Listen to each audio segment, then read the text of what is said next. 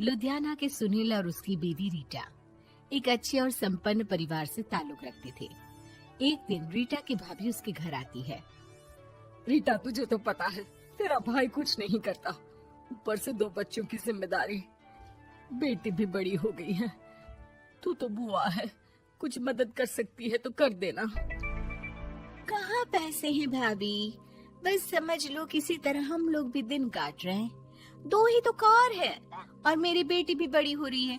अब उसके लिए कार लेनी है तो 10 लाख का खर्चा तो लग ही जाएगा। तभी वहाँ सुनील आ जाता है। अरे शशि, क्या है, तू हमेशा पैसों के लिए परेशान क्यों रहती है? वैसे क्या जरूरत थी बेटी की शादी इतने बड़े घर में तय करने की? अरे पैसे नहीं थे तो ऐसे ही कर देती कहीं शादी। इतने बड़े होटल में क्यों कर रही है शादी? लेकिन यहाँ तो मामला शादी का है, डेट तय है। दरअसल तेरे भतीजे के पीएफ के पैसे आने हैं, पर उसमें देर हो रही है। जैसे ही पैसे आ जाएंगे मैं तेरे अकाउंट में डलवा दूंगी। ठीक है, हम लोग सोचकर बताएंगे। तभी वहाँ भतीजा आ जाता है। फूफा जी, आप लोग ही मदद कर सकते हैं, वरना तो कैसे काम होगा समझ में ही नहीं आ रहा। मैं वादा करता हूँ जैसे ही पैसे आ जाएंगे मैं आप लोगों को वापस कर दूंगा। हाँ भाई, ठीक है। अब देख भाई, हमारे लड़के तो सारा दिन घर पर पड़े रहते हैं, ना कमाते हैं ना कुछ कमाने की इच्छा रखता है। लेकिन चल, ये ले, कितने पैसे चाहिए? जी 4 लाख रुपए। ठीक है, लेकिन पैसे ध्यान से वक्त पर वापस लौटा देना।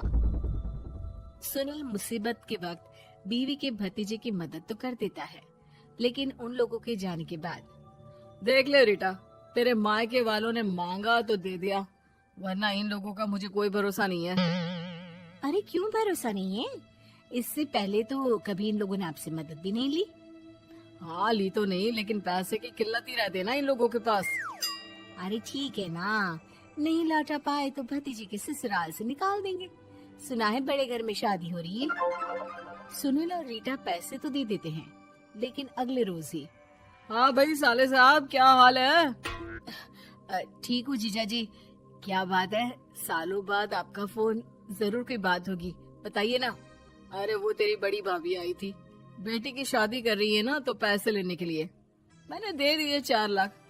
सोचा भाई किसी गरीब की बेटी की शादी हो रही है, पुण्य मिल जाएगा। अच्छा किया जीजा जी, उनका बेटा बहुत मेहनती है, जल्द ही लौटा भी देगा। वहीं रीटा भी फोन करके हर किसी को पैसे देने की बात करती है। रीटा की भाभी शशि के पास उसके भाई का फोन आता है। तूने सुनील से पैसा लिया है क्या? नहीं भाई, सिर्फ बात की है, बोल तो रहा है कि दे देगा। वो लोग मदद करने वालों में से नहीं है, और मदद कर भी दे लेकिन समाज में गा गा कर हालत बुरी कर देते हैं। अब गाने दीजिए ना भाई, मैं क्या कर सकती हूँ, मेरे पास कोई ऑप्शन भी तो नहीं है। बेटी की अगले हफ्ते शादी जो है। शशि की बेटी की शादी हो जाती है, लेकिन शादी के 1 महीने बाद ही सुनील का फोन भतीजे के पास आता है। हाँ भाई, शादी तो हो गई हम लोगों की दुआ से। अब देख, ऐसा ही फायदा होता है पैसे वाले रिश्तेदार हो तो। तेरे वक्त पर हम कैसे खड़े हो गए थे, लेकिन अब पैसा लौटा दे भाई। जी, मैंने पीएफ के लिए अप्लाई कर दिया था, उसकी नोटिफिकेशंस मैं आपको भी भेज देता हूँ। मुझे लगता है 10 दिन में पैसे आ जाना चाहिए। जैसे ही पैसा आएगा मैं आपके अकाउंट में डाल दूंगा। और ना जी ना, कोई नोटिफिकेशन नहीं चाहिए, पैसा चाहिए, पैसा। ठीक है अंकल, बस 10 दिन का समय दे दीजिए। अभी हफ्ता भी पूरा नहीं होता कि भतीजे के पास उसके गांव के दूर के चाचा का फोन आता है। अरे बेटा, क्या बात है, सुनील के कोई पैसे ले रखे हैं तो दे क्यों नहीं देता? हाँ चाचा जी, बात तो हुई थी, 10 दिन का वक्त मांगा है, उम्मीद है हो ही जाएगा। अरे फोन कर रहा है, रोज बता रहा था कि बेटी की शादी में मदद की थी। अब क्या है ना, भले ही शादी 10 दिन रोक देते, लेकिन सुनील से मदद नहीं लेनी चाहिए थी। याद है ना, मधु की मदद करके कितना बदनाम कर दिया था उसने पूरे घर को सोसाइटी में। हाँ चाचा जी, मैं भी यही सोच रहा था कि उन लोगों से मदद नहीं लेनी चाहिए थी। कई लोगों के फोन आ चुके हैं। वहीं रीटा अपनी भाभी को फोन कर देती है। क्या है भाभी, कब पैसे लौटाओगी?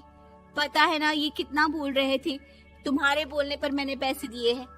भाभी अब तो आपके बेटे की कार बेच दो और हम लोगों के पैसे दे दो। अरे लेकिन रीटा, बात तो 3 महीने की हुई थी ना, अभी तो 2 महीने भी नहीं हुए पैसा लिए, थोड़ा तो सब्र करो। नहीं नहीं भाभी, वैसे मेरा बेटा टिक्कू आ रहा है आप लोगों के घर रहने के लिए, उसको अच्छे से खिलाना पिलाना, समझी। भाभी को समझ में नहीं आता कि वो क्या करे। वो बेटे से बात करती है। अरे माँ, इन लोगों से मदद लेकर सच में बहुत बड़ी गलती कर दी। मुझे खुद समझ में नहीं आता कि कैसे इन लोगों के पैसे जल्द से जल्द दे दूं। तभी डोरबेल बजती है और रीटा का बेटा टिक्कू घर में आता है। आओ बेटा, मामी के घर पहली बार आए हो रहने। आप पापा बोल रहे थे कि आप लोग पैसे का ब्याज तो दे नहीं पाओगे, तो तब तक मैं यहीं रह लूं। और हाँ, मैं एसी के बिना नहीं सो पाता। आप लोग अपना देख लेना और पैसे जल्दी लौटा देना, क्योंकि मैं थोड़ा जल्दी जाना चाहता हूँ। रीटा का फोन शशि के पास आता है। भाभी, पैसे कब तक दोगे? बेटे की विदाई के बाद शशि के घर का माहौल बिल्कुल बदल जाता है। वो हर वक्त बेटे से उसके पीएफ के पैसे पूछती, और पीएफ यानी कि सरकारी काम। आजकल में पूरा 1 महीना और बीत जाता है। भाभी, मैं और ये अमेरिका जा रहे हैं, घूमने के लिए पैसों की बहुत जरूरत है। रीटा, मैं पूरी कोशिश कर रही हूँ कि जल्द से जल्द पैसे का इंतजाम कर दूं, लेकिन पक्का नहीं बोल सकती। तभी सुनील का फोन भतीजे के पास आता है। देख माना 3 महीने की बात हुई थी पैसे लौटाने के लिए, लेकिन अभी मुझे पैसों की काफी जरूरत है। मैं अमेरिका जा रहा हूँ, तो पैसे मैंने किसी से ब्याज में पकड़ लिए हैं। तू हर महीने 4 लाख का 20,000 ब्याज डाल देना मेरे अकाउंट में। सुनील फोन रख देता है, लेकिन भतीजा काफी परेशान हो जाता है। वो ऑफिस से शाम को घर आता है कि माँ पूछती है, क्या हुआ बेटा? बेटा माँ को सारी बात बता देता है। माँ भगवान के सामने हाथ जोड़कर खड़ी हो जाती है और रोने लगती है कि तभी बेटे का मोबाइल पर मैसेज बजता है। माँ, पीएफ के पैसे आ गए। और वो ऑनलाइन ही सुनील के पैसे वापस कर देता है। भला हो भगवान का।